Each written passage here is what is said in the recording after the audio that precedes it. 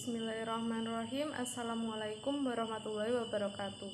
Kami dari kelompok 2 mata kuliah Hukum Perusahaan akan menyampaikan presentasi dengan tema perseroan terbatas atau PT.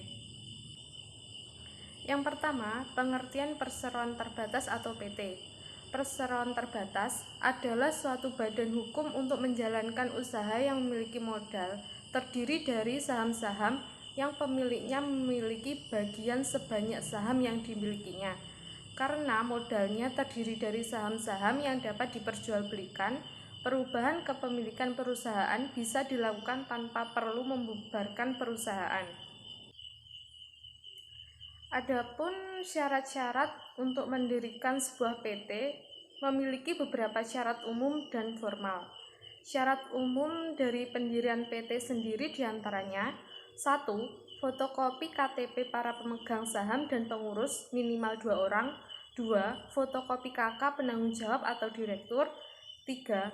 Nomor NPWP penanggung jawab. 4. Pas foto penanggung jawab ukuran 3x4 sebanyak 2 lembar. 5.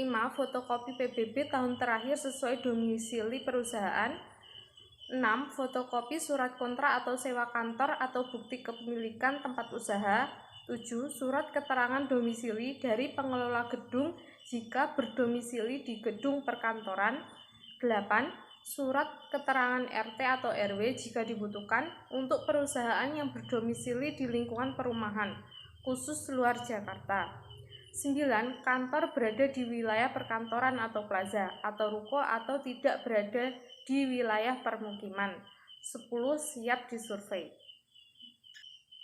Kemudian syarat pendirian PT secara formal berdasarkan Undang-Undang Nomor 40 Tahun 2007 adalah A. Pendiri minimal 2 orang atau lebih berdasarkan Pasal 7 Ayat 1.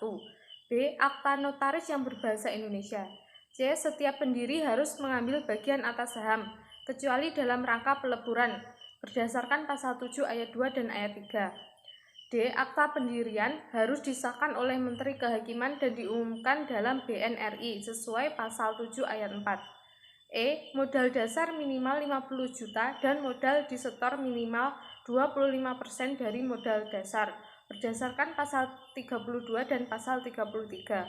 F. Minimal 1 orang direktur dan 1 orang komisaris, berdasarkan Pasal 92 Ayat 3 dan Pasal 108 Ayat 3. Dan G. Pemegang saham harus WNI atau badan hukum yang didirikan menurut hukum Indonesia kecuali PT PMA. Itu poin B mengenai penggabungan perseroan terbatas.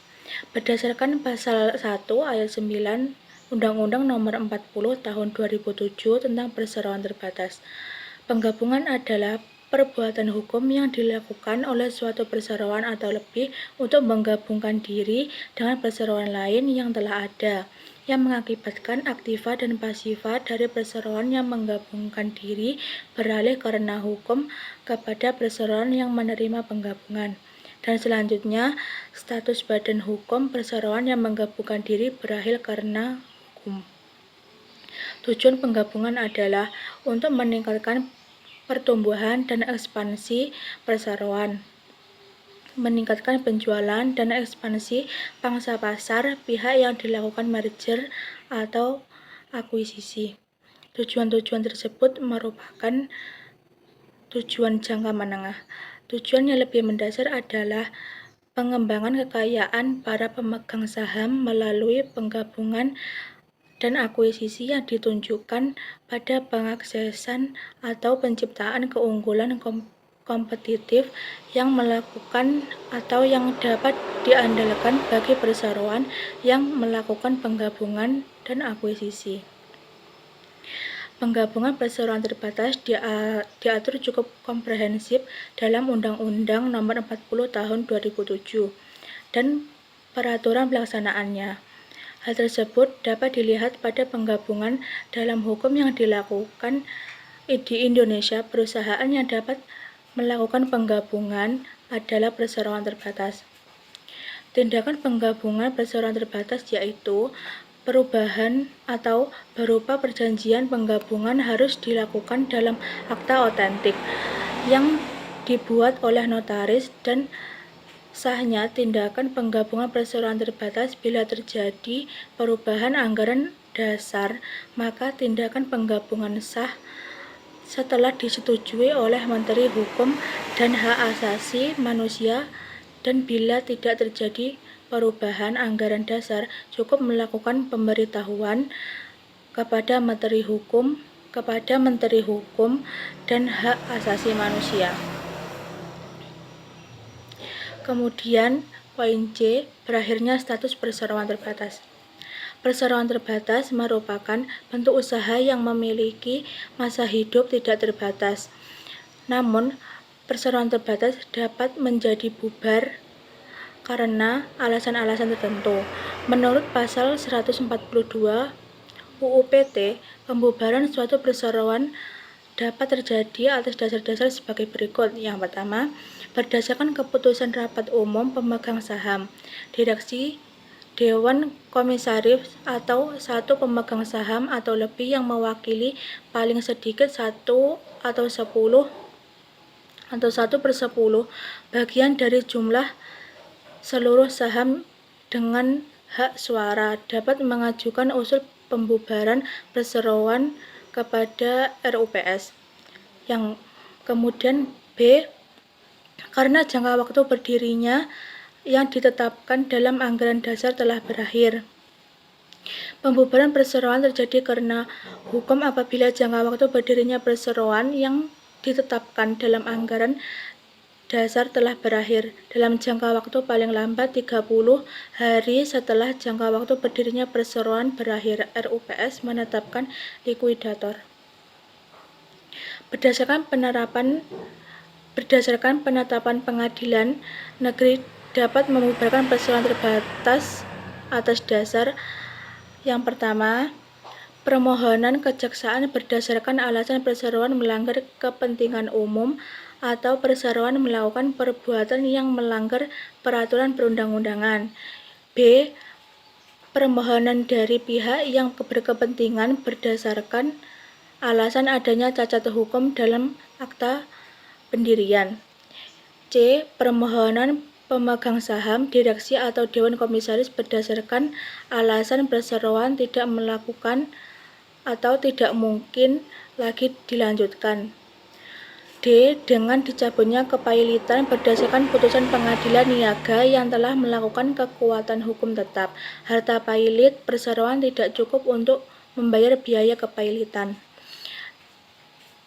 E, karena harta pailit perseroan yang telah dinyatakan pailit berada dalam keadaan insolvensi sebagaimana diatur dalam Undang-Undang tentang Kepailitan dan Penundaan Kewajiban Pembayaran Utang.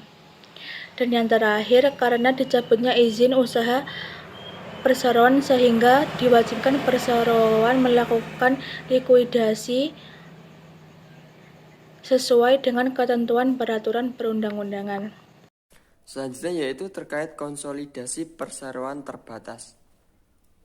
Menurut Undang-Undang Nomor 40 Tahun 2007 tentang perseroan terbatas, Pasal 1 Nomor 10, peleburan merupakan suatu perbuatan hukum yang dilakukan oleh dua perseroan atau lebih untuk meleburkan diri dengan cara mendirikan suatu perseroan baru yang karena hukum memperoleh aktiva dan pasiva dari perseroan yang meleburkan diri, dan status badan hukum perseroan yang meleburkan diri berakhir karena hukum.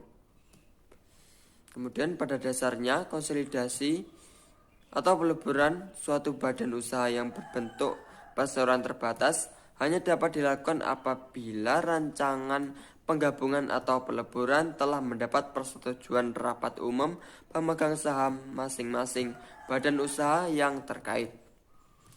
Berdasarkan ketentuan Undang-Undang Nomor 40 Tahun 2007 tentang perseroan terbatas.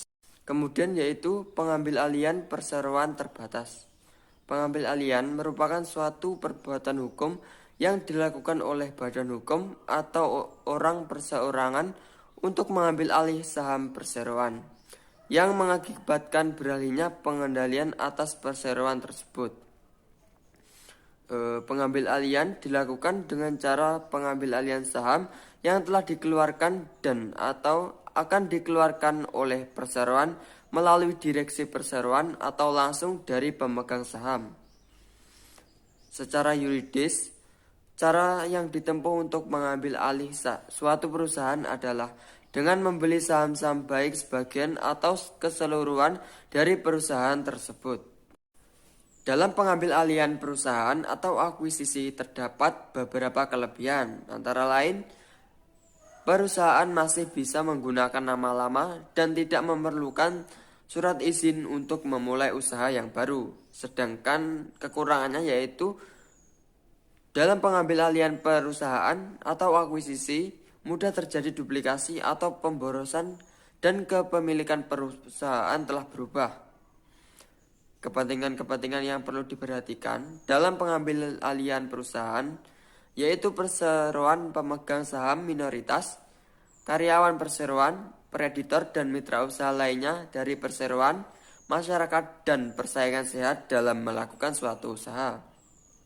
Demikian yang dapat kami sampaikan, ada kurang lebihnya mohon maaf. Wassalamualaikum warahmatullahi wabarakatuh.